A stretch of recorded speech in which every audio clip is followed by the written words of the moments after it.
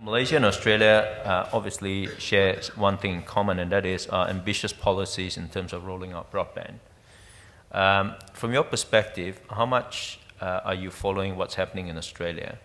And where do you see the opportunity perhaps for the two countries to learn from each other?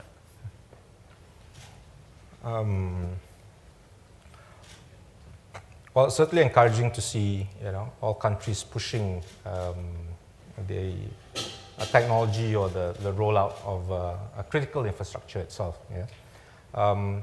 And we don't have to tell Australia how important that is. And you guys have to make up and look at where it fits.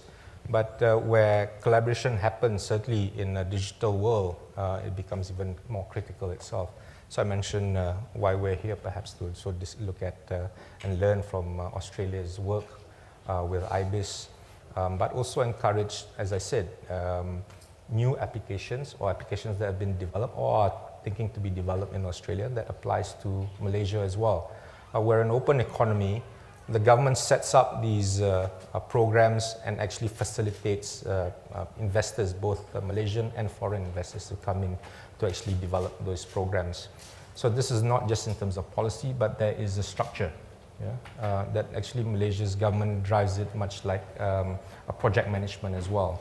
So private enterprises actually have a platform to actually look at what's available, these policies, and then approach governments with business models and innovation, and then apply that to move forward. I can say that there are incentives on the table, but in fiscal incentives, the way it's structured is that the Malaysian government puts in a kitty about 10% of what is expected as investment, and then expects the private sector to actually look at the other 90%. But what the Malaysian government makes available is these opportunities.